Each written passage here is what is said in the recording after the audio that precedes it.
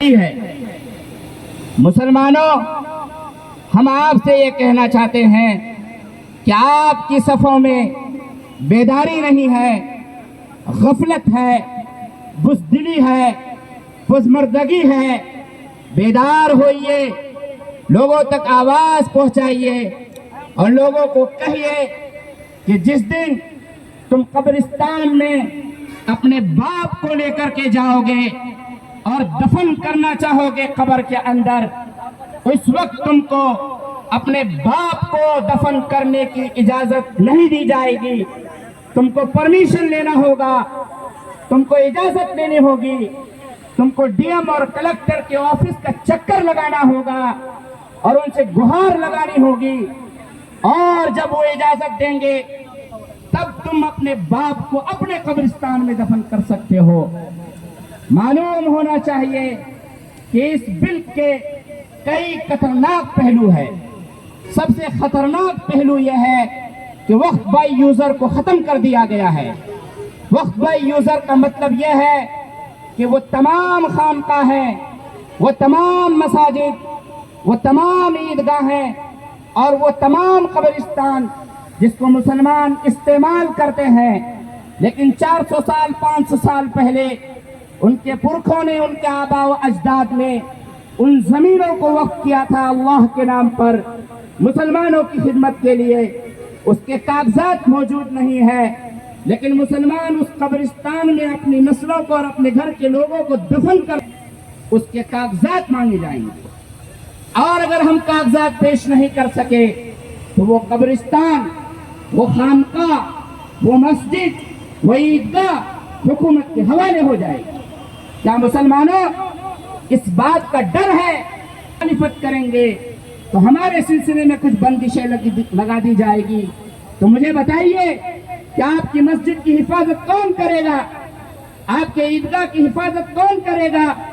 آپ کے قبرستان کی حفاظت کون کرے گا؟ اس لیے میں یہ کہنے کے لیے ابھی محترم بھائی فیاض صاحب اور بھائی حسنین صاحب کی دعوت پر خصوصی طور پر یہاں بہت سارے کاموں کو جو کہ میرے اوپر تھوڑی سی ذمہ داری ان ہمارے بڑوں نے ڈال دی ہے، اس کو چھوڑ کر آیا ہوں یہ عرض کرنے کے لیے کہ آپ حضرات صرف سن کر بھول مت جائیے گا، جا کر گاؤں میں، پڑوس میں لوگوں سے گفتگو کیجیے گا اور کہیے گا کہ چلیے 20 تاریخ کو اس اجلاس کو تاریخی اجلاس بناتے ہیں اور سپریم کورٹ کے کان تک اس آواز کو پہنچاتے ہیں اور سپریم کورٹ کو اس بات پر مجبور ہونے کے لیے کوشش کرتے ہیں کہ اس بل میں، اس ایکٹ میں جو بھی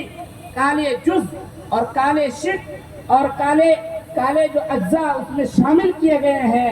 اس کو وہ ختم کرے۔ میں سپریم کورٹ کی تاریخ کے بارے میں بتا دوں کہ سپریم کورٹ میں جا کر کے کئی سارے بل کو، کئی سارے قوانین کو رد کیا گیا ہے۔ اس بل کی مخالفت میں، اس قانون کی مخالفت میں، اس ایکٹ کی مخالفت میں اگر ہم سڑکوں پر اترتے ہیں، اگر ہم سڑکوں کو آباد کرتے ہیں تو سپریم کورٹ میں بیٹھے ہوئے ججز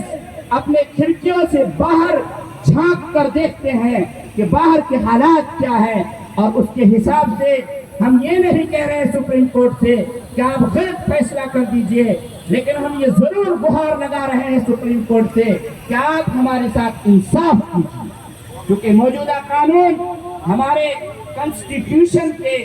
دھارا 14، 15، 16، 28 اور 29 اور 30 کے خلاف ہے، اس سے متصادم ہے، اس سے ٹکراتا ہے۔ وہ جج جو بنچ پر بیٹھے گا وہ اگر انصاف سے کام لے گا تو اس قانون کو وہیں پر ردی کے ٹوکری میں ڈال دے گا۔ اس بات کو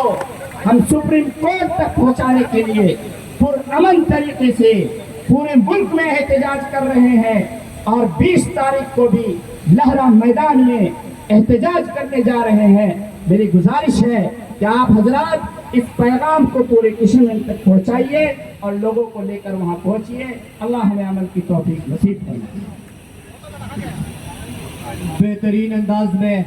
یہ تھے ہمارے ضلع کمیٹی کے کنوینر سمیم ریاض ندوی صاحب،